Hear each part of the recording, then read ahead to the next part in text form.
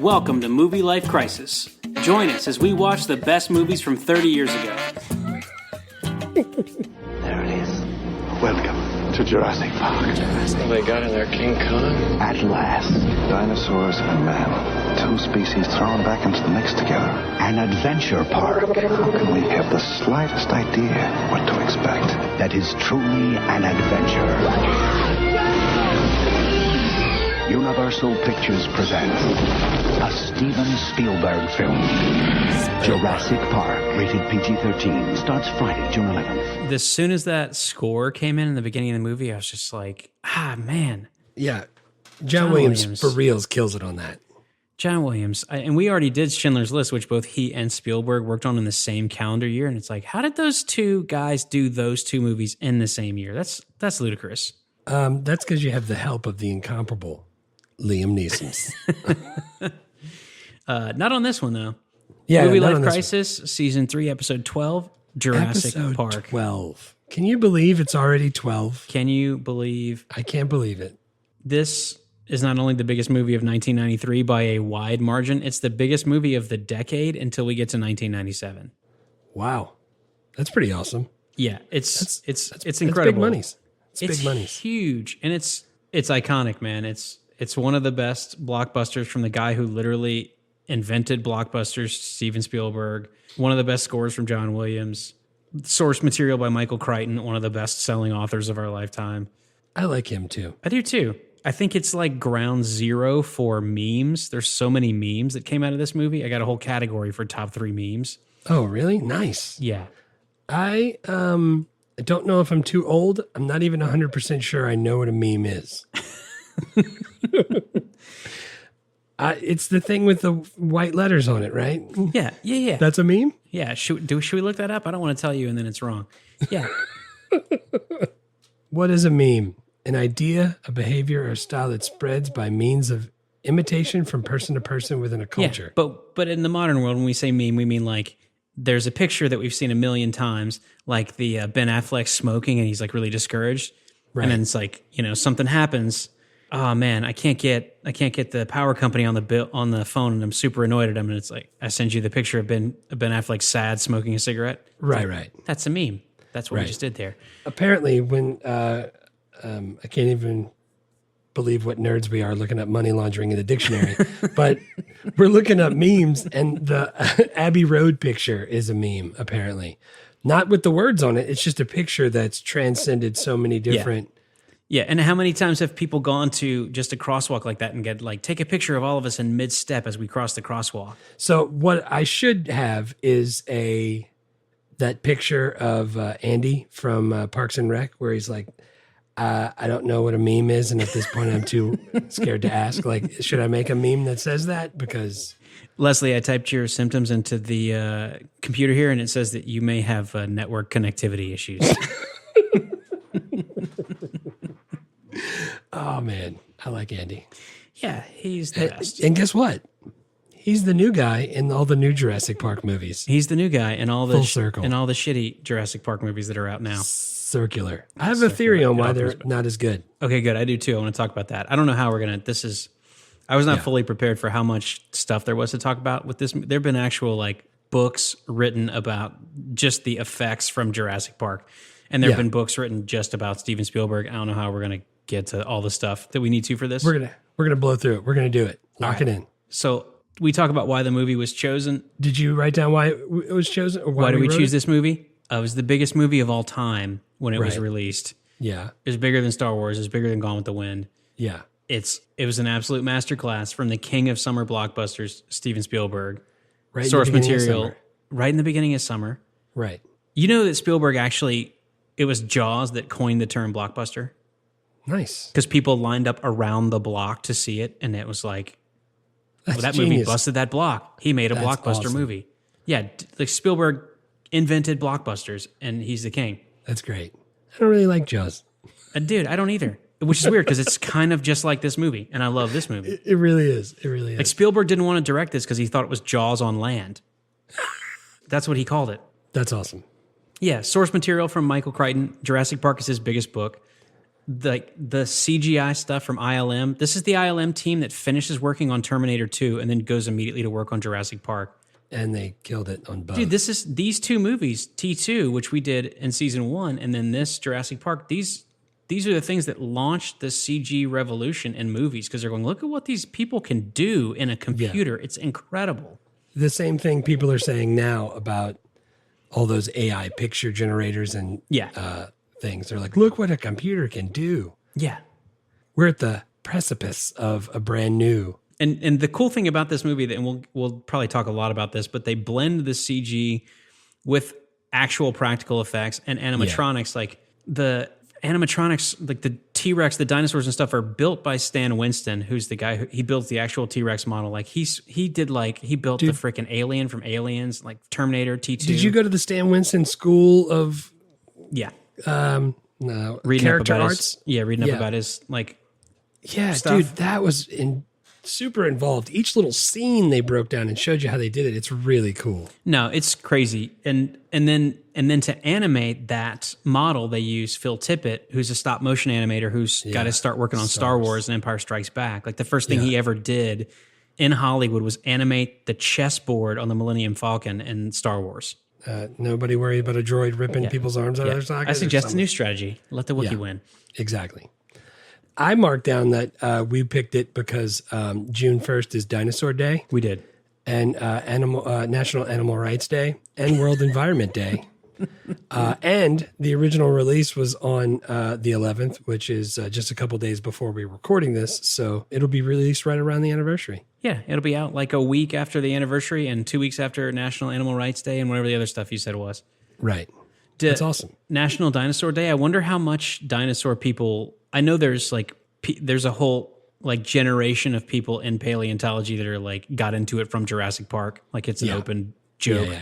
Like ER's got a bunch of people going to med school, and Jurassic Park got people to go to Indiana Jones, got people to be archaeologists. Like that's just how it happens. It got me to dig holes all in my backyard. Yeah. Make really cool punching sounds when I punch people. I mean, Shaquille O'Neal got me to buy Reebok pumps, which didn't make me jump any better at all. No, it didn't. It totally works. It didn't. To get people to buy stuff if you see it on TV, as we all know. Dude, he makes me buy Papa John's pizza all the time. And the general car insurance? Oh, yeah. I even have a car where I have to open the sunroof so I can put my head out of it. But yeah, this movie's it's like wall-to-wall rock stars. Everyone in it's great. Oh, no, what I was going to say is I wonder how much the dinosaur people still get really mad at this movie about how inaccurate the dinosaurs are. I guess maybe not the dinosaurs, but the velociraptors. A lot of the dinosaurs, though, were not all right. People actually, the feathers would be like, I'm like, all right, you know what? It's awesome. Just like, and we'll talk about it a little bit, but there's the part where the T-Rex is breaking through the fence. Yeah. And it pushes the car back and they have to jump up on that ledge. And then there's a huge hole. And I was like, this is the first time I've ever noticed it. I was like, well, where did the T-Rex go where that hole was? Because it came through, it just walked right through that. That's really weird. And then I found an interview with Steven Spielberg where they asked him that. And they were like, yeah, how does T-Rex get up there if there's a hole there? He's like, doesn't that mess it up? And he was like, yeah, who cares? It makes the movie better. And it's a movie. Yeah, that's the right answer. Who cares? Yeah. Who cares? Yeah. If it takes you that much time thinking about it, it means that we made dump trucks full of money and it doesn't really matter. Yes. Big old dump trucks full of money. Yes. I mean, should we just talk about the Raptors now? I got the trivia right now. I want to get it out of the way. Okay, yeah. Talk about whatever you want. So velociraptors in this movie are 9 feet tall and terrifying, and velociraptors in real life, 65 million years ago, were about the size of turkeys. Oh, nice. They're tiny. So Michael Crichton, that's scarier, actually. That is kind of terrifying, truthfully. But Michael Crichton said that when he wrote the book, he just picked the name Velociraptor and used it on a different dinosaur, which is a Deinonychus. I'm not a dinosaur guy. I don't know how to pronounce this. Nice. Yeah, I'll link it though. But they're basically a supersized version of Velociraptors, and Crichton was like, that name sucks. Velociraptor's a way cooler name. I'm going to take this existing dinosaur and give it the cooler name from the smaller dinosaur, and just, he did it on purpose. He knew he was doing it. And same thing when they made the movie. They're like, hey, look, we know these are not velociraptors, but that's just a way cooler name. We're using it. To be completely honest, though, it is a way cooler name. Way cooler. And supposedly the dinosaurs in Jurassic Park that we refer to as velociraptors are pretty faithful Deinonychus dinosaurs. They just have the wrong name on purpose. That's do they still have the toe Yeah, they do. thing? Yeah, that's they have. a thing. That's what I'm saying. Like they have all the rest of it, like the size and the hunting and all that stuff. I think is supposedly pretty, at least from what we knew about dinosaurs 30 years ago, is pretty faithful. That's pretty awesome. Yeah. You know what I just realized too when you said Michael Crichton? You also talked about how ER brought people into a thing. He wrote that too. Yeah. Yeah, I did that on purpose. He and Spielberg were working together on ER as a movie, and then it turned into a TV show. Yeah. Yeah, Michael Crichton, low-key, was responsible for some pretty major film properties and TV properties. ER and Jurassic Park franchises, like, that's a job well done right there. That's not even my favorite book by him either. I think Jurassic Park is my favorite book of his, but there's a handful of his that I really like. Timeline is easily my favorite book, and it is the worst movie I've ever seen in my life. Yeah, that's a terrible movie. I like that book, but I've reread it recently. I don't think it's as good as Jurassic Park. Reading them both again at the same time. You know how I'd be liking the history stuff. Going back in time like that was cool. Yeah. So, but yeah, big movie. Jaws on land. And I think the cool thing, one of the interesting things about Jurassic Park is that this movie is really similar to Jaws because the movie being awesome had almost nothing to do with the actors. Right.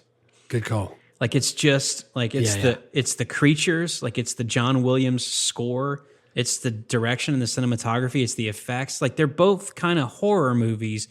And like, not that the actors, not that Richard Dreyfuss isn't good, not that freaking Jeff Goldblum isn't good. It just, they don't matter that much for how awesome the movie is. I was going to say, like, I watched it with Jake, and then Cece watched some of it, and she was like, this is scary. And then it's just a monster movie with freaking, it's a thriller horror monster movie with dinosaurs. It totally is. If you told me that, like, when I was a kid, that, like, oh, it's this movie Jurassic Park, it's giant wolves, I'd be like, I'm not going to see that. That seems scary. But I was like, oh, dinosaurs, let's go check that out. Yeah, let's go watch the dinosaurs. Exactly. And then only later in life did I go, like, you read all kind of articles. There's a bunch of 30th anniversary stuff out. It's like, there's a bunch of kids who are traumatized by Jurassic Park because it really is a horror movie. And Spielberg likes to make movies like that, where it's like jump scares and it's like the slow build up and the music's getting all scary and it's like real tight in and there's like a cut and something jumps out at you.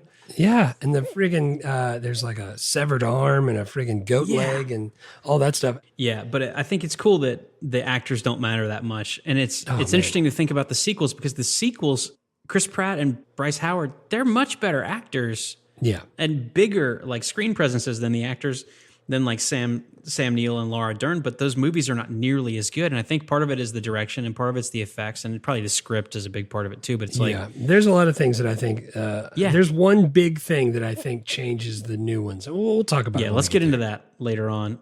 Give us the synopsis. AI synopsis. A billionaire creates a theme park populated with cloned dinosaurs. However, when a tropical storm hits the island, the dinosaurs escape and the visitors must fight for their lives. Yeah, that's not even the right movie, I don't think. Yeah, that's the right movie. No, because the dinosaurs... Oh, when a tropical storm hits the island, the dinosaurs escape? I guess that is it. Because the sequel is the dinosaurs actually escape the island. Yeah, not the island. They just escape the pen. Right. But where was the T-Rex if there was a hole there the whole time? Just shut up. Doesn't matter. Dude. Space Shuttle dropped it off. All I could, you're focusing on the wrong part of the story. Man, I said that yesterday. That's awesome. That's definitely what happens. Yeah. Budget, $63 million budget. This thing goes on to gross $914 million. That's pretty good. The gross worldwide that I had on IMDb was 1.1 billion. Yeah, I found out, I dug into it because I was trying to figure out if this was the first $1 billion movie. It wasn't. Yeah. So in the year that it releases, it grosses $914 million worldwide. Yeah. 5 times bigger than the second biggest movie, which is Mrs. Doubtfire. But when they re-released it 20 years later, 2013, then it crossed the $1 billion mark. Oh, so they released it. Yeah, the re-release. Yeah, before the last batch of sequels, the Chris Pratt stuff came out, they re-released Jurassic Park on the 20th anniversary, and that pushed it over $1 billion. Nice. Yeah, so it was not the first movie to reach $1 billion. It's going to be Titanic in 1997. Titanic. But it is the oldest movie to have grossed more than $1 billion. Nice. So biggest movie ever at the time, number one in the year by a mile. Yeah. It's still the 33rd biggest movie all time by box office. That's crazy. So it's one of With three. what's come out since then. That's what I'm saying. You look at it, it's literally all it's all Disney stuff, Frozen, Incredibles, and it's like Marvel and it's Star Wars. That's the entire top 50. There's 3 movies in the top 50 box office from the 1990s. I've given you 2 of them. Do you know what the third one is? So first one's Titanic. Titanic's still number 4. Titanic. And then Jurassic Park is 33rd, but there's one more movie from the 90s that cracks the top 50. No idea. T2. I got nothing. I'm going to give you a hint. We saw it together in theaters, and we were very excited that it came out. That doesn't narrow it down. In the Army Now with Pauly Shore. We didn't see that together in theaters. Star Wars Episode 1, Phantom Menace. Oh, I thought we were excluding Star Wars and all the Marvel movies. 1999. 90s. Star Wars. Yeah, shit, that's what you were asking. Yeah. I almost guessed Star Wars. Damn it. Yeah. I thought it maybe would have been The Matrix, but The Matrix surprisingly did not get anywhere in the top 100. It was a huge movie because it came out of nowhere, but it really didn't like gross anything like these other movies. Right. I can remember waiting in line to see that movie. Kyle was there too. People were like dressed up with stuff and had the fake lightsabers. We were waiting for it. Not only that, dude, do you remember, was it for Phantom Menace or was it for the original trilogy re-release? Like Mose went and saw 30 movies to figure out the exact best place to sit in the theater so you had the best view and the best sound. Yeah, that was the people got ready for the Star Wars re-releases. Yeah, that was awesome. Yeah, it totally was. But yeah, man, given that if you think about how much movie tickets cost in 1993 compared to now, for this thing to have grossed $1 billion is mind-boggling. Yeah, that's maybe why more people are making $1 billion now, because Jake and I were going to go to the show, and I said, let's go to the early 11 o'clock show. So it's the matinee. Yeah. 1 adult, 1 child, $33.39 without snacks. And I said, no, buddy, we'll just wait till it comes on TBS. I'm sorry. Yeah, dude, and when we go to movies now, I just go like, well, I'm already spending freaking $40 for just my wife and I. We may as well make it rain at the concession stand too. And what's the difference between $40 and $100? Like what? You want your own popcorn so you can have more butter? What? Do it. 2 candies, 2 separate drinks. Like I'm just flinging money at the theater. What do I care? I'm only going to go 3 times a year. It doesn't matter. The last time I went, my pants were just weighted down with chocolates. I've done that before because I wanted something that wasn't there. I was like, oh, I want gummy bears. They don't sell gummy bears. I'm like, all right, I'm going to smuggle this in. Like I'm on a heist. No one cares. Nobody cares. They don't care at all. Dude, the kid in front of us had a backpack on, and the backpack was open, and you could see a Subway sandwich in there. And the guy was like, what is that, a bowling ball candle? Yeah, let's keep moving. It seems fine. Yeah, some kind of hairdryer with a scope on it. It's no big deal. Got to keep the line moving. Yeah, dude, I think you could wheel in a keg of beer on a and no one would care. Nobody cares. But I still feel like I'm getting away with something, which is nice. Yeah, I do like it. I just don't like how I have to take the gummy bears and stick them in a balloon and then shove them up, So in your prison pocket? In my prison purse. All right, we're way off the rails. What are we, 20 minutes into this thing? No wonder we're not going to get through this. Yeah, awards, there's a shitload. Take it away. Don't give me any of the Hoboken Auto Journal. Just give me the big ones. All right. Is the Academy Awards, is that a big one? Yeah, that's the biggest. They won sound effects, editing, sound, and visual effects. God. For the Saturn Awards, they won Best Director, Science Fiction Film, Special Effects, Writing. For the BAFTA Awards, they won Best Special Effects. For the Motion Picture Sound Editor Awards, they won that. And cut. And the Grammys won Best Instrumental composition. Yeah, so for like John three Williams. Oscars for editing and for effects. God, the freaking visual effects, man. There's a bunch of videos on YouTube. Maybe I'll link 1 or 2 in the show notes that are going like, there are YouTube channels devoted to recreating famous special effects sequences now using modern techniques. Like they did the T2 where Robert Patrick walks through the bars, and they did Jurassic Park where the T-Rex attack is. And they talk about like how hard it was to do that then and how hard it is even now to make it look better.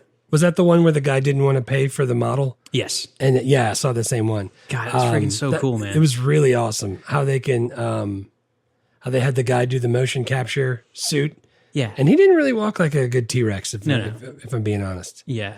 But it was really good. I like that. Yeah, you should link some of those in the show notes because that was good. Yeah, because you look at like, speaking of the Phantom Menace, you go back and watch it. I mean, you shouldn't, but you could.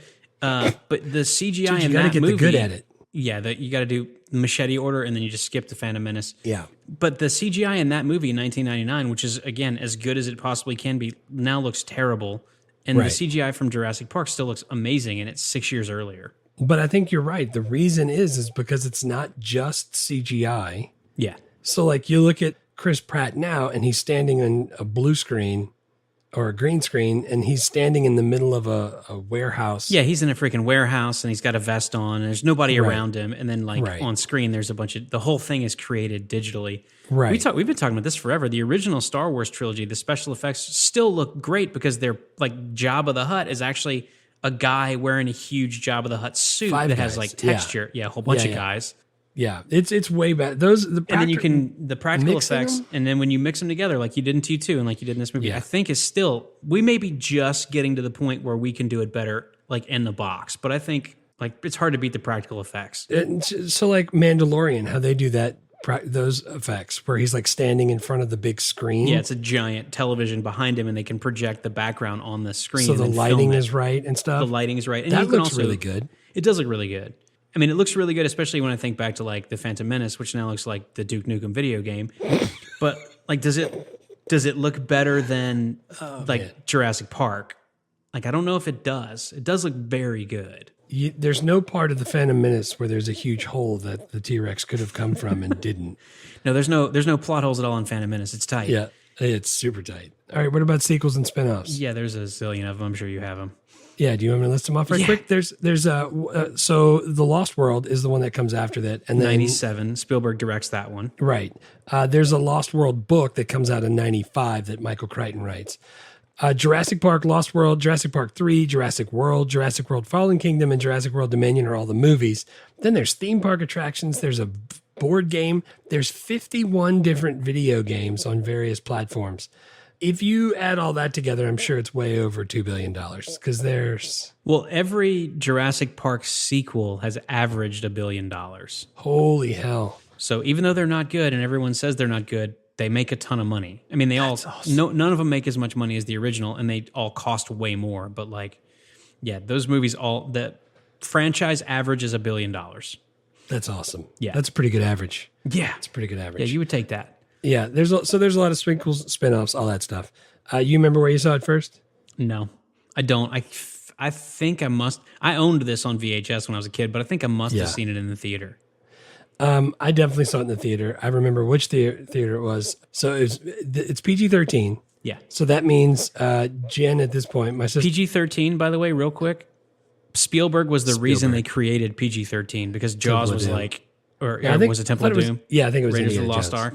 Yeah, no, I think it was Temple of Doom. But in any case, one of the Spielberg movies, maybe it was one of the Indiana Jones movies, like they were like, we got to create a new category because we need to restrict kids below a certain age. Right. Which was good. Yes. This was PG-13. Jen's only 11 or 12 at this point. She wants to see it too. I got dressed in my Air Force Ones from Payless, my generic hypercolor t-shirt from Kmart, and a pair of Jams. And I was grabbed my Star Wars Velcro wallet and hopped in the van, and my dad dropped us off. It was the mall one that's next to Kuko's. Yes. When I first saw it, dude, I was freaking floored. I mean, mostly because there's no stadium seating and everybody's at the same level. Yes. But I was, for reals, like, this was before I liked, the story was good, and this is before I liked to read. So, like, I didn't know Michael Crichton was awesome. I never read that. But I vividly remember coming out of the mall, super excited. There's that little circle drive right outside the Kuko's window, and my dad was parked right out there, and we come walking out, and I'm, like, smiling, and I'm, like, super excited. I open the sliding door, and I get in the back, and my dad's like, how was it? And I'm like, amazing. It was awesome. There was freaking dinosaurs and they were interacting with people and it was crazy and they could open doors and I was telling them all about it, you know. I'm like 15 at the time. So I'm like telling him all about it. He turns to Jen and Jen said, they said shit 4 times and they also said hell, crap, and damn. He was like, all right, so that's why it's PG-13 and you can't. Yeah, that and they were kids to ripping this. people's arms off. Right. And I can remember leaving there going, holy crap, there's never going to be anything better than that. I was on a high, dude. I was super excited. As soon as it came out on VHS, I was like there the first day. I bought it. It was awesome. Yeah. I definitely read the book. I don't remember if it was before. Probably it was before, because I liked Michael Crichton at that point in time, so I probably would have read the book before the movie came out, because the book was out first. But man, I wish there was because it sucked to watch this movie on my TV at home, even though my TV at home is very big and very nice. But I was like, man, I really wish I had my projector set up at the studio where I'm recording, because it really seemed like I needed to be pitch dark, giant screen, really loud. Dude, I went through and like did the sound setup thing on YouTube, and I like tweaked all the buttons on my surround sound, and we cranked it up to freaking 11. And Cece sat there with her hands over her ears, and we were eating popcorn and watching it. And dude, the sound is unbelievable. Yeah, dude, and the environment makes a difference. Like if it's Indecent Proposal, I can watch it on my laptop. That's fine. Right. But like Jurassic Park, like I wanted that on the biggest screen I have access to with the sound up loud. Absolutely. So what do you give it, even though you watched it on your TV? Yeah, which is just only 70 inches and doesn't have any surround sound. So things are still going pretty well for me, TV wise. Did a few walkathons. But like, yeah, did all right, did okay. But like the family's asleep. I don't have surround sound. Right. I gave it a 9 out of 10. Dude, I gave it a 9 out of 10. I freaking love this movie. Yeah, it's not one of my favorite movies of all time, but it's freaking fantastic, and it's just. So this is my question. Why? Because it's not one of my favorite movies either. It's not like, oh my gosh, if I have a free moment, I'm going to watch Jurassic Park. Because again, you don't want to just watch this on your phone while you're waiting for an oil change. You know what I'm saying? Like you want to watch it on a big screen where you can feel the bass rumble in your butt cheeks. Like you want it to be big. But it's not my favorite movie either. But man, I watched it and then went back and watched the T-Rex coming through the fence again. Yeah, I did too. I think if you're asking why isn't this one of my favorite movies, given how good it is, I thought about this. I think the answer is that I like movies that I can pull me in a way that I can imagine myself in them. That's like, dude, how many hours did we spend as kids like having fake lightsaber battles? Right. Like, right. I never tried to act out a scene from Jurassic Park. Ever. Right. No, good call. Or like it's really funny and it made me laugh and I like to laugh. And somebody said a funny line in there that I can come say on a podcast years later that no one but you will understand. Right. But this is just pure action / horror. Yeah. And I never thought like, let's play Jurassic Park. I'm going to drive the van and then you make the T-Rex noise. We didn't do that, but we spent hours choreographing lightsaber battles in the summer around the Oak Knoll pool. I would love to hear you make the T-Rex noise. I don't know. Nothing would make me happier. So the T-Rex noise was a mix of baby elephant for the high notes, and then for I think lion and something else for the low notes. Crocodile, lion and crocodile for the low notes. Yeah, baby elephant, tiger, and alligator. Yeah, that's pretty good. I don't think I can do that. Yeah, it's. Do you want my TIE fighter noise? I do like the TIE fighter. Can I also get the horse? Can I get a horsey? Oh, man, that horse sound kills me. Dude, my toddler is going to be so shocked the first time a horse makes the horse noise in front of him because he's only heard my horse noises. He's going to be like, something's wrong with this horse. I think we should take it to the vet. And I have to explain to him, like, no, that's what horses really sound like. You've been hearing just my horse noise. You've been hearing the wrong horses. That's awesome. I don't remember ever wanting to even play Jurassic Park. So I think that's what the answer is for me. As much as it's phenomenal and like iconic and a bunch of amazing craftspeople doing their craft as well as anyone can do it, I just didn't play Jurassic Park as a kid. What is the genre of movie this is? What genre of movie is it? I don't know. Can we just say action? Action? It's not horror?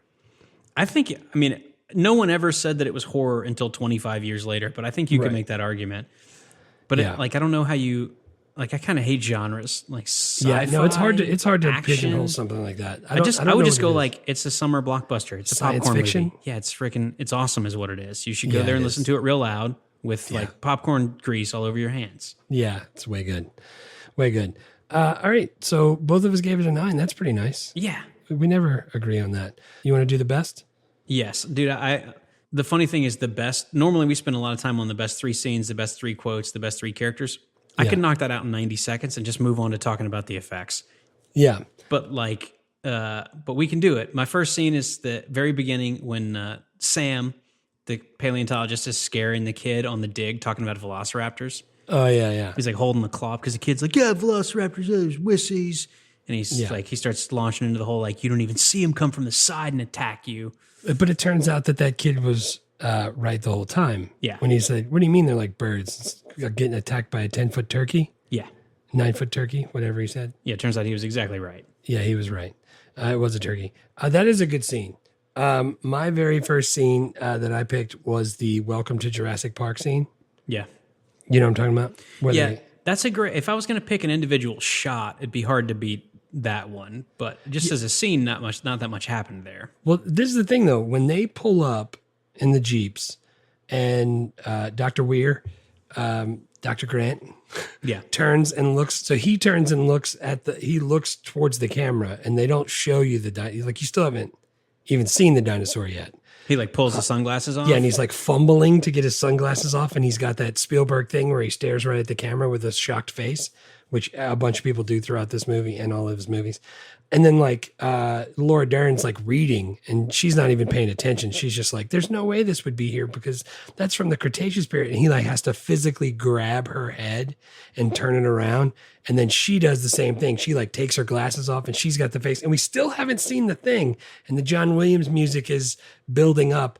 And then it turns and shows that whatever it was, Brachiosaurus or whatever. Brachiosaurus. Like and it's like, and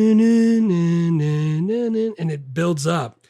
Dude, like we're from, the 70s and 80s. That generation, first of all, a lot of those people were obsessed with dinosaurs. Like I was a kid that liked dinosaurs. And I saw them in like comics and bad movies and stuff like that. Seeing it like this was freaking amazing. Yeah. And like when the legs pushed up off the ground and it shook the whole thing. And like when they tell him about, and I have the T-Rex. He's like, say it again. He's like, I have a T-Rex. And like, you have a T-Rex. Like, and the fact that that's like, they're so excited about the T-Rex, which makes the events later in the film even better. It's more tragic because it's like something good that they love is going to be the nightmare that freaking haunts them. And the John Williams score gets really loud right as they look over the valley with the flying. And John Williams talked about how he wanted for when they saw the dinosaurs for the first time to be almost a religious experience. So that part of the score has like a choir singing.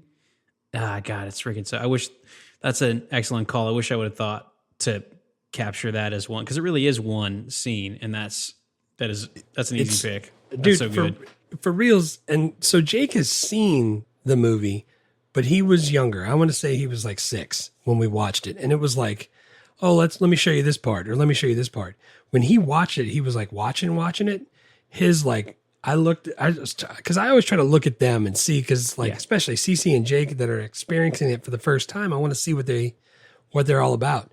Dude, Jake was like mouth open, eyes wide, like it was awesome. And that's why they make the movies like they do. But man, they killed it. Well, there's a whole video on YouTube from a couple of years ago. It's got like 4 million views with someone breaking down how Spielberg directed this movie to give the dinosaurs like such an amazing sense of scale and presence. And then like he kind of cuts in with the newer sequels, and it's like you can see that even though it's kind of a similar scene, there's a lot of visual clutter in the newer versions. Right. And in Spielberg, it's like the people take up such a small part of the frame, and then the Brachiosaur like in the freaking taking up most of the screen, and like he's like standing up, he's as tall as the trees, always like, and it's like the sun is behind him, like the sky is behind him.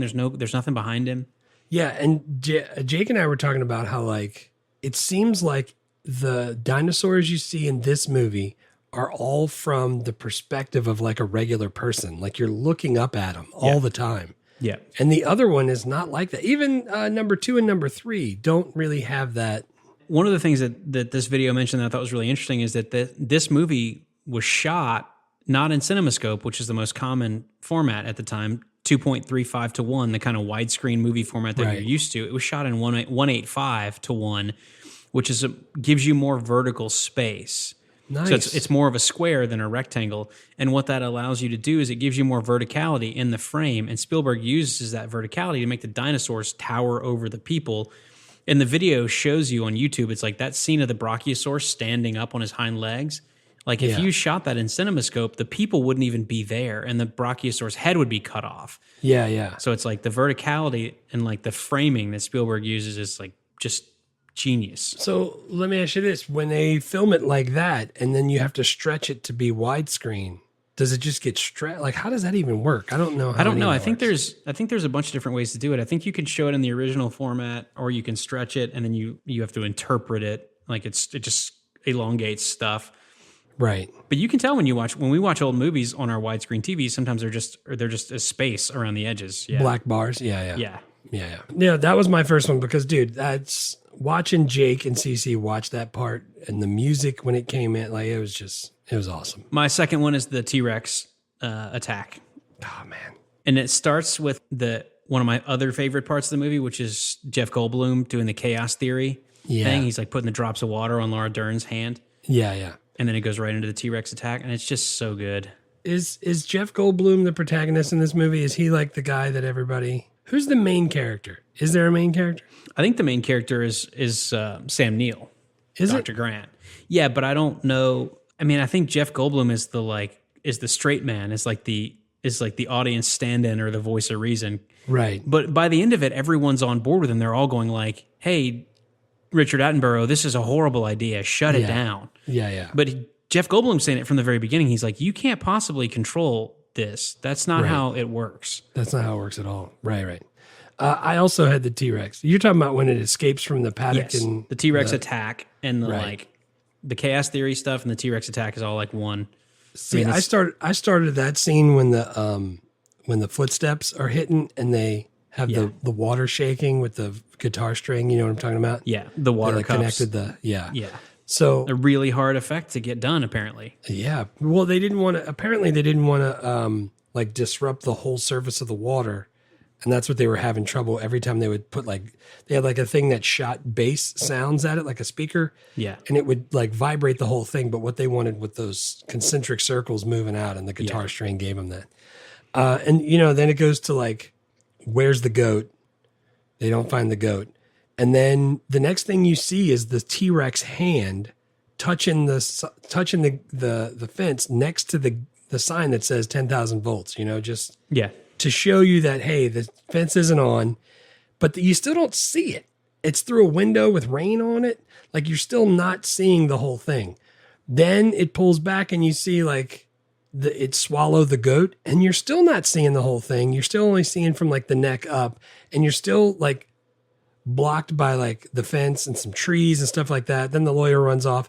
When those cables start to break and you can hear that sound, dude, whoever worked on the surround sound part of this did a fantastic job. You can hear it breaking. And got an Oscar for the sound mixing. Dude, it was breaking off in every single direction. It was fantastic.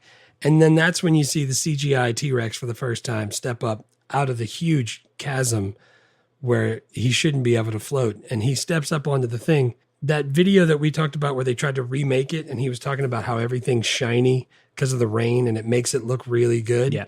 That is no joke. That's not only that, but it's like when the T-Rex face goes up against the car and you're seeing it from inside the car, that's animatronics. Right. Like Sam Winston builds it and Phil Tippett is the stop motion animator who's controlling it.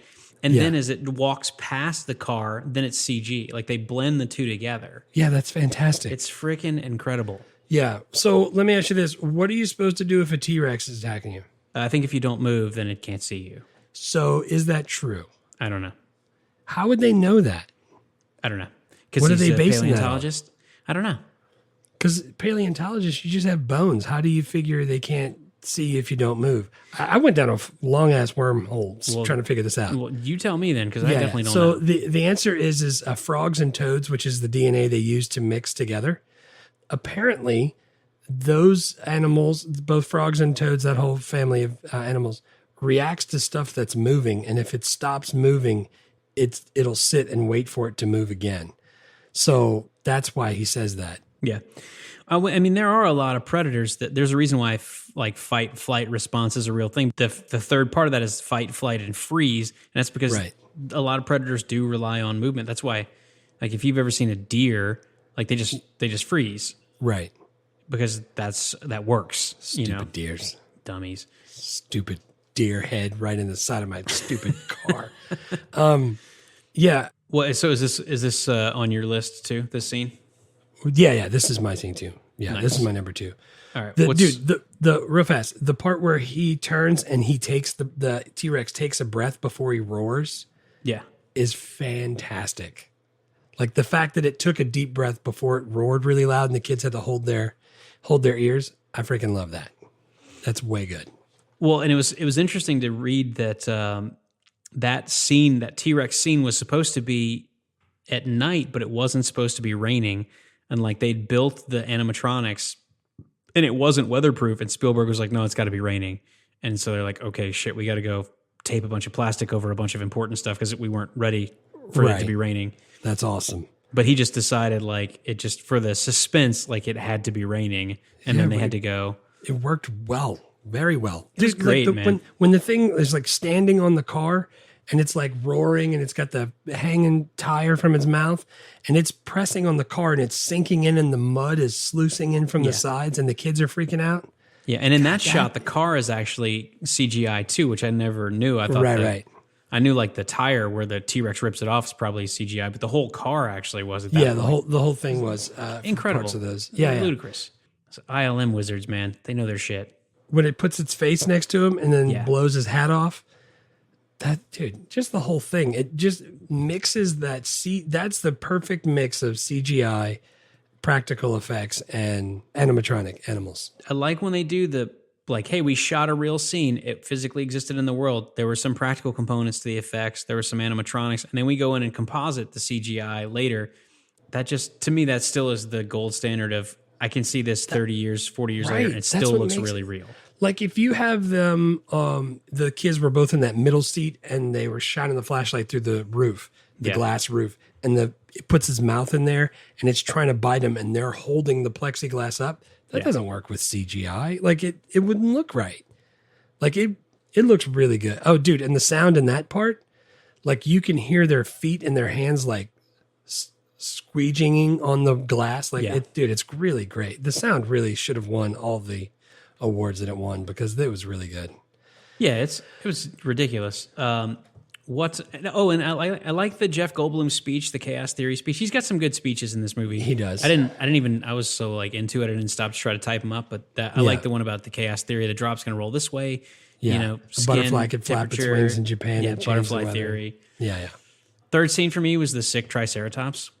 Oh, nice. I just always remembered that when I was a kid. She puts on the huge glove all the way up to the shoulders and goes friggin' elbow deep into shit. Yeah, that whole into thing. The Triceratops turds.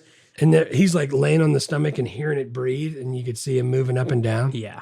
That's great, dude. And then it's important to the story because they're going like, yeah, we made Triceratops. If we were missing any parts of the DNA, we just stuck frog DNA in there, and then we just planted whatever plants we could find. And then Laura Dern, who's a paleobotanist, is like, you can't. That's poisonous. Like they can't eat that. Like what are you guys doing here? Yeah, they didn't think it all the way through. Yeah, science all about the coulda, not the shoulda. Not the shoulda.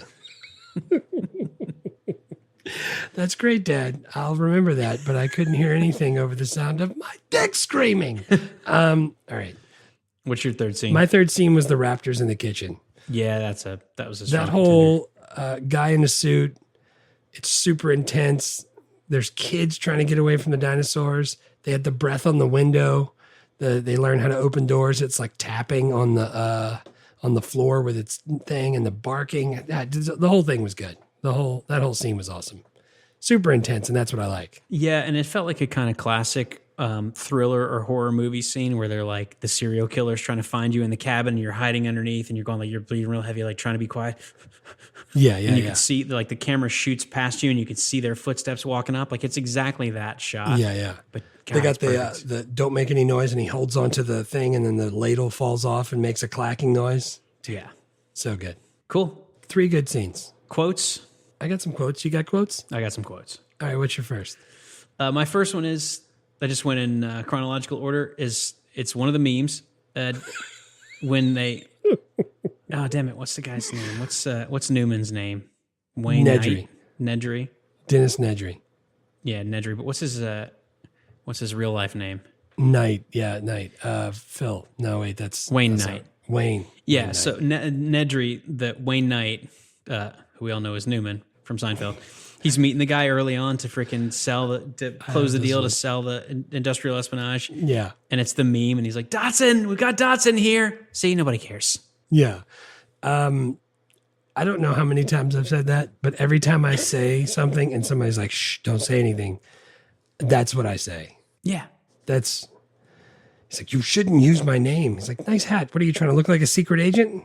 And he's just straight up making fun of him. Yeah, dude, that was the one I had. That was actually third on my list. Yeah. My first on my list was there's a part where Sam Jackson, who plays Ray Arnold, has a cigarette in his mouth and he's holding it with his lips. So he's like talking out of his mouth. Yeah. The whole movie, he's talking like that. Yeah. And he's about to restart the system to try to make sure he can get Jurassic Park back up online after Newman ruined it for everybody. Yeah. And he's got the thing in his mouth and he's like, hold on to your butts. Well, dude, every time I'm about to turn into traffic, my people are always got like friggin' phones in their hands or drinks or some shit. So I'm always like, hold on to your butts. And I say it like that with something like pretending something's in my mouth before I make the turn so they don't spill everything in the back of the car. So I feel since I say that probably 7 or 8 times a week, that should be my number one quote. So that was first on my list. Yeah. Okay. That's a great quote for you. Hold on to your butts. Did anyone in your family have any idea where that quote was from? Not until they watched it this past time.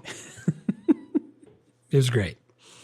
I like when people figure out that the stuff I'm saying is not any of my own stuff. Yeah, I do too. I love that. My second one is Life Finds a Way, which is good. Another iconic quote, which I feel like has been parodied a lot. And I'm sure I've probably said every time a freaking weed's growing up through a sidewalk, I go, life finds a way. I like to quote Maya Angelou when I see a rose. No, the thing that makes a lot of the Jeff Goldblum quotes good is Jeff Goldblum. Yeah, it absolutely is. Because my last quote is John Hammond, who is Attenborough. He says, all the major theme parks have delays. When Disneyland opened in 1956, nothing worked. And he goes, yeah, but John, when the Pirates of the Caribbean breaks down, the pirates don't eat the tourists. Like his delivery for that line, I loved it. His delivery for everything is really great. His delivery is absolutely fantastic. And my third quote is a Jeff Goldblum quote. And again, he's talking to John Hammond about, it's a whole speech. It's a whole scene. It could have easily been in the scenes because he's got a bunch of great lines. It's hardly appropriate to start hurling generalizations. If I may, I'll tell you the problem with the scientific power that you're using here. It didn't require any discipline to attain it. You read what others had done and you took the next steps. You didn't earn the knowledge for yourselves, so you don't take any responsibility for it. You stood on the shoulders of geniuses to accomplish something as fast as you could, and before you even knew what you had, you patented it, packaged it, slapped it on a plastic lunchbox, and now you're selling it. You want to sell it. And then Dr. Hammond comes in and says, I don't think you're giving us our due credit. Our scientists have done things which nobody's ever done before. And then this is the quote that I had, Dr. Ian Malcolm. Yeah, but your scientists were so preoccupied with whether or not they could that they didn't stop to think if they should. Always with the coulda. Always with the coulda. Never with the shoulda. And then later on, they go through the gift shop and there actually is a lunchbox that says Jurassic Park on it. Of course there is. Yeah, there is. And that's in real life, they have this. Dude, I'm all about some Ian Malcolm. I love me some Jeff Goldblum. That's why I thought he was, because in the next movies, he's the one that carries over and he's in those next movies. That's why I figured he was like the main character. I think he's probably the most popular character, but I don't think he's the main character. I think he's just like the straight man voice of reason. I found 4 people most of the movie is Sam Neill and the kids. Yeah, it is. I had 4 pictures on Reddit of people that got tattoos of Jeff Goldblum like leaning on his elbow with his shirt open on top of that table when his leg got hurt. They took that scene, that little frame, and then they made that a tattoo on their body. Four different people had that tattoo. And 3 of them looked really good. One of them was not good at all. But yeah, there's a bunch of, you can buy like a painting of that scene. That's another one of the memes that I have. Like that's a famous picture of like Jeff Goldblum, like shirt open. He's a sex symbol. What's not to like about Jeff Goldblum? He's super eccentric. He's crazy. Dude, I freaking love him. Yeah, I guess if you were going to like offer up a criticism of Jeff Goldblum, it's that he's not really disappearing into roles. He's just always Jeff Goldblum. He's just Goldblum. Yeah. But I'm totally fine with that. I like that. Because he very rarely is the lead. He's always like the Jeff Goldblum in the ensemble, which every ensemble needs. He's the Jeff Goldblum. I want to be the Jeff Goldblum. That's awesome. Yeah, dude, he's the Jeff Goldblum in Independence Day. It's awesome. Yeah. Like he's always the Jeff Goldblum, and it's great. All right, you got characters? Yeah, my first character is Jeff Goldblum. Dr. Mine's Ian Malcolm, Jeff Goldblum. Yeah, dude, he's great. Oh, man. Did I ever send you that tweet where the person was like, I was at a party and I met Jeff Goldblum, and he's like, when I got introduced, he was like, oh, yes, of course, John Smith, nice to meet you. And I was like, oh my God, Jeff Goldblum knows who I am. That's amazing. And then I hear Jeff Goldblum walk off and he gets introduced to somebody else and he goes, yes, Jane Smith, of course. And he's like, oh wait. He's like Jeff that Goldblum with everybody. doing Jeff Goldblum shit. I freaking love that. He's great, man. He's I think is the most iconic character in this movie that is actually a human and isn't a CGI dinosaur. He's also got all the best lines. He's a no-brainer. And he delivers them perfect. And he delivers them perfect because he's Jeff Goldblum. Agreed. Same first character. Who's your second? My second one is the T-Rex. Nice. I just put the dinosaurs. Yeah. Dude, 14 minutes of dinosaurs in a 127-minute runtime. And only 6 minutes was CGI. 6 minutes of CGI. And, that's amazing, dude. And still is like groundbreaking 30 years later. But yeah. Because when you think of this movie, it's been, I don't know, maybe a year and a half since I've seen it. When I'm thinking of it, I'm like, oh yeah, CGI dinosaurs all through that. I remember that. Yeah, they're really big on the CGI dinosaurs. It's not really, not big on the CGI dinosaurs at all. I think there were like 60 effects shots, which is nothing, like compared to a modern movie. Freaking great, man. That's I think even T2 had hundreds. Yeah. Like I can pick out like certain ones, like the T-Rex part that we're talking about, or like when they're, when the T-Rex and the 2 velociraptors are fighting and the sign falls down that says when dinosaurs rule the earth and it's like, roaring, or like the Gallimimus. Like I can picture those are CGI, but before watching it this time, I think I was just picturing in my head CGI dinosaurs. 6 minutes is not that much. No, it's really not. Who's your third character? The third character for me is the sound effects and the music. Okay. Because dude, change the person who does the sound effects. Change the sound department, the Foley artists and the sound effect people, and change it to, even if you pick somebody else that you like their music, it's not the same movie. It doesn't have the same effect. It changes every scene. Like, cause this score is reminds me a little bit of Robin Hood, Prince of Thieves, which was not scored by John Williams. It was scored by Michael Kamen, but they're kind of similar. And I was looking through his filmography. I'm going like, could he have done this? And I'm like, well, like Lethal Weapon, Die Hard, Roadhouse, Robin Hood, like Last Action Hero. That's our next movie. He does. Yeah. Like, I don't think he could have pulled this off. I don't think so either. Like Mr. Holland's Opus. Like, there's some stuff in here that's good. He's good. He's really good. But there's he's definitely good. The movies you're talking about, I can picture like Iron Giant. Like, he's got some great scores in his repertoire. But I'm just, man, it'd be hard to change out. Dude, you ask somebody to sing a movie score, 9 out of 10 people are picking John Williams. They're picking Star Wars or Indiana Jones. Well, and if you've ever seen the trailer for a horror movie rescored with like comedy scores, you can tell how much difference the music makes for the emotional impact of a scene. It definitely does. Like if you put the Benny Hill music over the Velociraptors chasing them through the kitchen, it's not scary at all. No, it's not. That is a good call. Speaking of John Williams, can you sing the Star Wars theme song? Can you hum it? All right, stop. Now, can you sing the Superman theme? Can I do Indiana Jones? Yeah, you can. All right, now do Superman.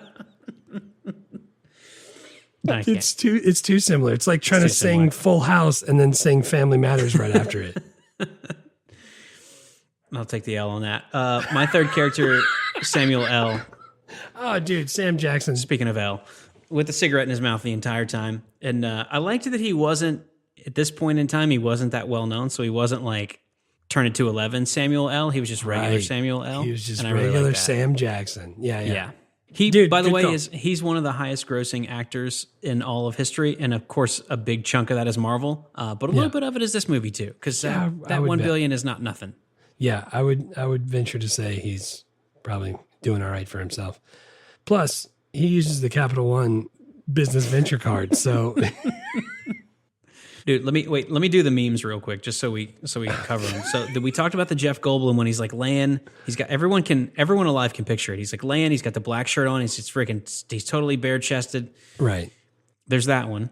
There's the nobody cares meme, which may be a little bit harder to picture, but if you go and look it up, it's just freaking Newman from Seinfeld wearing a like pirate shirt. No, not a pirate shirt. What do you call it? A Hawaiian shirt? A Hawaiian shirt. Yeah. Yeah. Like pointing. Like, look, see, nobody cares. Those are iconic, very famous memes. The other one is the T-Rex, like chasing the car in the rearview mirror, which is not necessarily a meme, but it's something that's been parodied like a million times. Dude, on Toy Story 2. Yeah, Toy Story. When he's Barbie trying to catch into up the to the skid. thing. Yeah. Turn into the skid, Barbie. And then I think maybe the most famous one is that the end of Jurassic Park during the credits, there's one guy, Phil Tippett, and his credited title for the movie is Dinosaur Supervisor. Yeah. And so the "you had one job" meme is from that. Nice. Because people would just post that screen capture of like Phil Tippett, Dinosaur Supervisor, and then below it they would go, "You had one job, Phil." Nice. Like that's the origin of the "you had one job." This is ground zero for some really insane memes. They're still going strong. I'm slowly realizing that I don't really use a lot of memes. Yeah, it's because you're on that freaking Android platform and none of your shit works. What are you talking about? It works so much better than your Apple shit. Just because your Apple stuff doesn't play with everybody nicely doesn't mean... It doesn't. Yeah, my Apple phone wants to make sure I don't hang out with any poor people. You sound exactly like my students. Mr. Horn, you got an Android shit? I know you was poor. Like, what? What are you talking about? This phone is $1,200. Yeah, you're like, will you guys just shut up while I eat my government cheese for lunch? My whole thing is I don't know GIFs or GIFs or whatever you want to call them. Like, I can see using those in text messages. I don't know how I would ever use a meme. Well, they're kind of the same thing. The GIFs and the memes are kind of the same thing. Like, except GIFs can move and memes can be like static images, but... I just don't. I think the words are what's throwing me off. I would never. I guess maybe if you make your own, right? Yeah, no, I think you just reuse them. Like all the. I mean, I think the GIFs are also memes. Like the one of the freaking cat that types on the keyboard until it's paused it all. Like that's a meme, but it's also a GIF. Like I think they can be interchangeable. Nice. I definitely. Some people I'm friends with go really hard on memes. I don't use a ton of them, but occasionally I throw one in. I'm gonna start using them, dude. It's never too late. I'm gonna speak to you only in memes from here on out. I think we could easily do that. Yeah, probably. I'm trying to remember if we did. We used to do something in high school where it was like we had to only speak in song lyrics or movie quotes for like a set period of time. Yeah, that was. It's like Whose Line Is It Anyway, where you only talking song titles. Yeah, exactly. All right, let's do bonus writer director. We already talked about a bunch of this. Spielberg, Crichton, John Williams, Industrial Light and Magic. Like, give me a break. Does everybody know who Steven Spielberg is, though? I'm just yeah. Should we talk about Steven Spielberg, what he's done? So I listed all the movies. Like I literally just listed all the movies to Indiana Jones. Jake, and he recognized like something like 21 of them. It's insane. He's 11, and he knows 21 of these movies. I mean, he's my kid. I don't know how. I don't think we need to get into who Steven Spielberg is. If you're listening to this podcast, you know. And you also know about John Williams. Yeah, John Williams also. What about Michael Crichton? Do we need to talk about any of the stuff he does? Nah, he wrote a bunch of books. He made a whole shit pile of money. Like, he originated the Jurassic Park franchise and ER for television and film. What we're not going to talk about Congo? Are we going to do that movie? And Sphere? Sphere, I really like the book. I don't think that either of those movies we need to do. Although, I don't know. Maybe I haven't watched them in a long time. Maybe we should do them. I like Sphere. I think we should do that one. Yes. Yeah. What's that, like 96 or something? Count me in. Is Sharon Stone in that? Yeah, she is. And Dustin Hoffman. All right. And Sam Jackson. Done. Count it. It's in. And Liev Schreiber, who's my favorite character in that whole thing. Great Value Urban Meyer. Who? Lev Schreiber looks just like Urban Meyer. Urban Meyer? Who? The coach? The football coach. He does? Yeah. I don't know what Urban Meyer looks Dude, like. look at pictures of them. I don't know. Oh, no wonder we can't get through this. Holy shit, he does look just like him. Yeah, they look identical. Identical. Yeah, if Urban Meyer stopped coaching football, he could easily go play Wolverine. Not Wolverine. He could play Sasquatch. Yeah. Not Sabretooth. Sabretooth. Not Sasquatch. All right, I just put in a category for effects because we don't normally talk about effects in the best, but we can't. I mean, I don't even know. We already talked about like the guitar string on the cup to make the T-Rex footsteps, like the compositing, the CGI mixed with the practical and the animatronics. Great. Like Spielberg's use of the framing and scale to give the dinosaurs the presence. Yeah. The aspect ratio shot in 1.85 instead of CinemaScope to give more verticality. Like it was all great. I don't think I know enough about effects to explain how awesome this is, but there are some really good videos that I can link in the show notes. You definitely should link them because they. I also don't know anything about it, but I can appreciate when somebody is like, just like I don't know a lot of the stuff musically what people are talking about when I watch some of these YouTube videos, and they're like, "You see how that's an F major 7 sus 6?" And I'm like, "Oh, sure." And they're like, "That right there is the warm note," and I'm like, "Oh yeah, okay, now I hear that." Like, right. When they're explaining it, I'm like, "Oh yeah, I definitely got that. I'll be able to tell everybody on the podcast exactly how this is made." And then we get here and you start talking about aspect ratio, and I'm like, "Wait, does that mean it's stretched?" I get lost. You know what I'm saying? Yeah, but you know what that means, though. Like the old shows that were like square, and now the new ones are like rectangular, and you can mess with that to like. I get that, but I'm saying like I don't understand like when you take that and move it to a movie theater, does that mean there's black bars on the sides? No, right? They just zoom in? No, I don't. But the thing that I really want to know that I wasn't able to find out is like when you make the decision to change the aspect ratio that you film in, I know that you have to probably work with the director, you have to work with the cinematographer. And part of it, at least at this point in time, probably has to do with what kind of cameras you can get, like what kind of lenses you have access to. And Spielberg can get whatever he wants. Right. But like what? Like Swingers had to shoot in a kind of weird aspect ratio because they bought film that was like extra leftover film because they didn't have any money. Right. And so it's like, we have to use this because this is what we have. Yeah. But for this movie, they made the decision to shoot in this aspect ratio. And I want to know, how did they make that decision? Did Spielberg know, like, I need more verticality because I want the dinosaurs to appear really tall next to the people? Or did the cinematographer just go like, I think we can get really great wide shots if we use this lens, and that means we have to shoot in this? Like, I don't know anything about that. I think Spielberg strikes me as the planning type of person that like, he knows, hey, I'm going to want a lot of space at the top. Because I'm just imagining in my head that like this decision to shoot in 1.85 instead of CinemaScope is like NFL draft night where there's a bunch of guys shouting at each other for like 3 months going like, no, we're going to screw everything up if we don't. And then and eventually the GM has to go like, look, we're going this way. Right. And Robert Griffin III, he's our guy. He's very fast. Never going to get hurt. Yeah. It's going to be fine. He's going to be fine. Yeah. But I want to know more about those stories, and I just couldn't find that information out. But maybe it is out there. I just couldn't find it. Yeah, I was going to say, I'm sure it's out there because I couldn't find it either, but I kind of stopped looking after a certain amount of time. Dude, speaking of stuff that we don't normally talk about, by the way, the other guy, David Koepp, who wrote with Michael Crichton the screenplay. Yeah. Dude, did you see some of the movies he wrote? No. Like the first Mission Impossible, Lost World, he did that. Snake Eyes, Stir of Echoes, the first Spider-Man in 2002, Indiana Jones and the Crystal Skull, Jack Ryan movies, The Mummy, the new Indiana Jones, he wrote that. Dude, he's done a friggin' ton of stuff that I like. And then that's awesome. I clicked on Kathleen Kennedy, the producer. Kathleen Kennedy is the Star Wars like lady who's produced all of the Star Wars movies up to like Andor, like that's happening now. Right. Like she was Lucas's long-term production partner. See, when I pulled up her production thing, like it has her, I don't know the difference between a producer and an executive producer still, which I should probably know by now. We're on season 3, episode 12.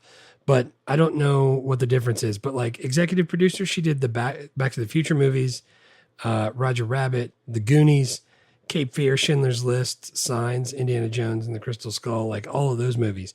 Then for producer, she did Hook, Milk Money, Congo, Twister, Sixth Sense, Seabiscuit, Benjamin Button's, Tintin, all those new Star Wars movies, Force Awakens, Rogue One, Last Jedi. Solo, like all of those. So like, what does a producer and an executive producer do? I think that the executive producer is like the president, like you can only have one. Right. But like, so like if you're a company, if you're whatever, Dell, we make computers, they come in boxes that have cow paints on them. Right. Like there's only one president, but you could have 60 vice presidents. Yeah. Like over a bunch of different divisions. I think like producer could be like anywhere from we couldn't have got the movie made without this person, or like they had part ownership of the thing we needed and we gave them a producer credit just so that they would shut up about it. Like they could do a lot or they could do not very much at all. But the executive producer is like the person who's in charge. I got you. Like Kevin Feige for the Marvel movies, he's the executive producer. There's only one of him. But then there's a bunch of other producers who have different roles. I actually just clicked on a button on Wikipedia and it brought me all the different types: executive producer, line producers, co-producers, segment producers, stuff like that. But yeah, Kathleen Kennedy has done a ton of stuff and is still doing a ton of stuff. Yeah, she's awesome. Dude, did you see that Kurt Russell and Richard Dreyfuss were considered for Sam Neill, and then it was decided they were too expensive? Dude, I like Dr. Weir. I think we keep Sam Neill in there. There is no other Alan Grant to me. No, he was good. And then like Harrison Ford and Tim Robbins were both offered the role, and I think it just like they had to get going before anyone else could answer, and he's like, "Hey, I'm around, I'll do it." I'm not doing anything. Yeah. I'm not going out to Neptune to scare the hell out of Jeff in a movie for a few years. It's terrifying. I don't want to do it on the podcast. We are definitely doing it. That's the Halloween movie for whatever year that is. Sean's going to have to come in for that one because that movie scares the shit out of me. Dude, Dr. Weir, man. She won't let you leave. Oh, my God. Do you know who else auditioned to play Ian Malcolm? Who dat? Jim Carrey. Oh, man. That would have been a completely different movie. That would have been super weird. But I'm sure he would have been great because he can be super weird. But yeah. You want to jump into the worst? Yeah, sure. I have very little. The only thing I wrote down is at the very end when they're turning the power back on, and then Richard Attenborough's on the walkie-talkie to I'm walking and I'm walking talking. and I'm talking and the whammy kabloom. Dude, and she's just going to turn the power on, which you and I both know just means you take a switch and you flip it. Can you flip the by switch? you? Can you see it from where you are? Can you flip the switch? Can you for flip me? the switch now? Go, switch flipper. And he's telling her, he's like, first you got to pump the primer handle to charge the breaker, and then you have to hit a complex series of buttons and switches like you're launching a nuclear bomb. I was like, all right, I don't think we needed to make the breaker turning on that much harder. I was going to say, because the part, I agree, and that builds a little more suspense right there in that spot. But it was already suspenseful enough. She was being chased. I think it's just because I'm an electrical engineer, but I'm like, what do you mean pump the primer handle? I've never even heard of that. I've been working in this business for a long time. Are you kidding me? You don't pump the primer handle? Yeah, when I had my Reebok pumps, I pumped the primer handle before Biddy Ball, and I was trying to jump higher, but it didn't help at all. Yeah. I had a pair of tennis shoes. Like I don't. What about me says I play tennis? And they were pumps, but they also came with the little cartridge where I could connect it and press a button, and it would just go and fill up all at one time. CO2 cartridge you could so I wouldn't have to pump it. Yeah, that's good. Then I was like, my parents aren't going to let me buy another one of these CO2 cartridges, so I'm just going to pump it, and I only pull out the CO2 cartridge, when the bitches are around. Yeah, because the chicks like that. Yeah, you had the like Boris Becker pumps. Yeah, with man, the CO2 cartridge. You had some Boris Becker Mizuno tennis shoes with a CO2 cartridge. No, dude, they were Reebok pumps. I'm going to find them and send them to you as a meme. Yes, please do. Text those to my mobile device and say, "Is this a meme? Am I memeing now?" How about now? Am I memeing? Yeah, dude, for the worst, I understand your complaint for that. I don't know enough about electricity. I don't like unnecessary jargon, but I'm sure that if I was like a geneticist, I would have a bunch of other complaints about all the stuff they were doing there. And I was like, that seems fine to me. That's all makes sense. Yeah, life finds a way. He's right. That guy right there with the glasses, he's right. You take a syringe, you pull it out of the mosquito, you put it in, you splice in some frog DNA, you put it in the microwave, and you're ready to go. Like, that makes total sense. I always didn't like either when they put the syringe, and it's a close-up, and they put in the syringe into the thing, and they're dragging the sharp syringe along the walls of the drill hole. I'm like, that's just filling up with sap. I'm good at math, so they put me in this position. Jesus. He's in all the movies. That the Asian guy that's the that scientist. dude is still working. Yeah, Hang he's on. still. I just had his name, but I'm afraid if I say it wrong, then I'm going to feel racist. No, it's Dr. Henry Wu, whatever his name is, something Wong. Yeah, it's Wong. I was going to say, I think his name is Wong. Wong, but I was like, that might not be right. That's You don't want to say the Wong name. You're the fucking worst. Yeah, dude, if you go look up BD Wong, you're like, oh my God, that guy's been in 9 million movies. Of course, since you got Dennis Nedry as the wrong actor, I'm guessing that you would definitely get the Asian guy wrong. Yeah, you would absolutely. He's been in a bunch of things. I've seen him. He was in Goonies as a little kid. He was in Indiana Jones. That's just he was Short Round. Oh man, he's in everything, everywhere, all at once. They all look the same to me. All actors. Yeah, I don't have any other political. And honestly, I don't even know how much political incorrectness there is because there's only 8 people in this movie, so it's not like right. It's like, hey, let's have one of each. It's like, well, that's going to be weird. Some of them are brothers and sisters. It's like you got to just, Yeah, you got to have Tim, the guy who plays bass for Queen. You got to have him. Joseph Mazzello. I do like that in the new movies they do like make an effort to go like, hey, look, we have not all white people working in Jurassic Park. It's like that's awesome. I like that too. Yeah, they're getting there. Yeah, they're getting there Slowly but surely. All right, 5 questions. Is it okay for kids? Yeah, it's a monster movie with dinosaurs. It's a little intense, but CC made it through most of it. All right, so good enough for me. Would this movie get made if it were pitched now? I think we obviously know the answer to that. Over and over. Every time they make them, they make $1 billion, so they're going to continue. Absolutely. By the way, when do you think? How old is Wolf when he sees this? Probably for the first time. 7, 8, somewhere in there. Yeah, probably somewhere in there. Yeah, I bet he can handle it before then. Yeah, he probably can. I think the real question is like, how old is he before we have a surround sound system installed? Because that's right. That's going to be once we get that going. It's like, all right, there's a bunch of movies that we've been saving that we're now going to watch. Well, if he's over 5 and y'all are in town, we'll just watch it. Yeah. Is it a movie or a TV show? I think they've never made a Jurassic Park TV show. I don't think they need to. That's not true. They have an animated. That's right, the animated thing. Cretaceous Park, right, or something like that. Yeah, I mean, movie. I think is my answer. Yeah, movie's the better one. All right, let's do some recasting. Who you got? All right, did you recast anybody? No. Okay.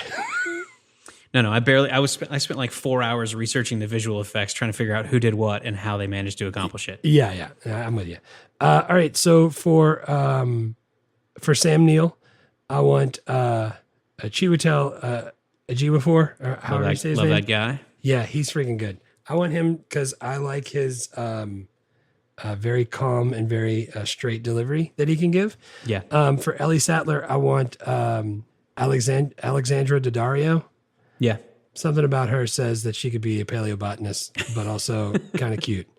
And then Ian Malcolm, you needed somebody, because I was leaning into the Jeff Goldblum sex symbol version of it, but could still deliver a thing that could be kind of funny.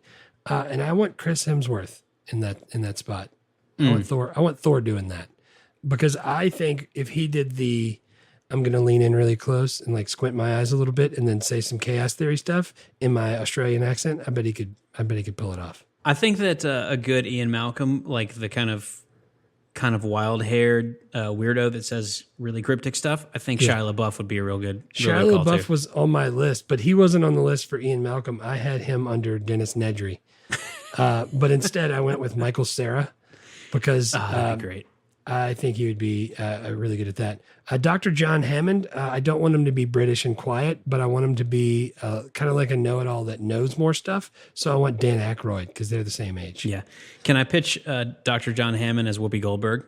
Ooh, nice. Like if Oprah was like an evil genius? It depends. When she starts the video where they got the thing that's like dinosaurs and dino DNA, can we have the part where she goes, la, la, la, la, la, la, la, la, la? Because I like that. Yeah, that's great. We won't even need Whoopi to do it. And then Ray Arnold, I want Anthony Mackie, but he's still got to have the cigarette. No e-cigs. It's got to be a real cigarette. Yeah, so we're going to get an R rating then because a cigarette on the screen means R rating. Yeah, it's going to be R. It's going to be definitely R. I think for the T-Rex, I'd like to have a CGI Chris Farley. Can't you imagine him doing a T-Rex walk? Yeah, I could totally see it. Those are mine. I want to see Dan Aykroyd just rattle off a bunch of stuff. You know how he does. Dude, if you need somebody to deliver some jargon, I think it's hard to beat Dan Aykroyd. Yeah, that's what I'm saying. Can you still watch and enjoy this movie in 2023? Hell yeah. Dude, you should watch it with the sound turned way up. Way up. Even if it's on your tiny little speakers, which I wouldn't suggest. Let me ask you this. Watch it on a bigger TV with just regular speakers, or watch it on your phone with headphones on? That's a good question. I kind of feel like the headphones is more important than the big screen. I think so too. Dude, the sound is so immersive. Because the sound is great. I think it might be my favorite character. You can definitely still enjoy this. Where'd you watch it? I watched it on Peacock. Peacock. I was going to say, you can find it on Peacock, Hulu Premium, Sling TV Premium, and then all the major platforms for rent. And then that means the next episode is Last Action Hero. Next up, Last Action Hero. This I'm excited to watch this movie. I always have really liked it. I think it's just me and you, though. It's me, It you, might be and just me and you. the But guy I think who it, I made think it. it didn't get I think it like got a bad rap because Why? people thought Schwarzenegger was going to do action, and he was like, "No, I'm going to do some weird stuff." And this is one of my favorite weird Schwarzenegger movies. But it's got action in it. It totally And- does, and but comedy. it's also like a funny action movie parody that has action. Right. So yeah, I'm excited for this one, dude. We're in the we never did figure out the name. We're in the meat of the lineup. Will's gonna have to tell us. Heart of the lineup. We're in the heart of the lineup. We're in the heart of the city. Thank you, Ackerman. Ain't no love from the heart of town. Sleepless in Seattle, Sandlot, Jurassic Park, Last Action Hero. And dude, we're cruising. I'm loving We're it. in the heart meat of the lineup. We're in the The heart meat of the platform. What were we saying the other day? the smoked meat of the line. No, it's the heart of the lineup. We're right in heart the of heart. the lineup. Great. Thank you. We got that. We'll never forget that. Yeah, feel free to join us on Discord. We started posting stuff on TikTok, so if you use TikTok, please come in Discord and tell us how to use TikTok. Yes, please teach me how to meme. Teach me how to meme. All right, we'll see you next time for Last Action Hero. And, Last Action Hero. Via con Dios. Via Finds a con way. Dios. Thanks for listening to Movie Life Crisis. Please subscribe, rate, and review, and remember, don't drive angry.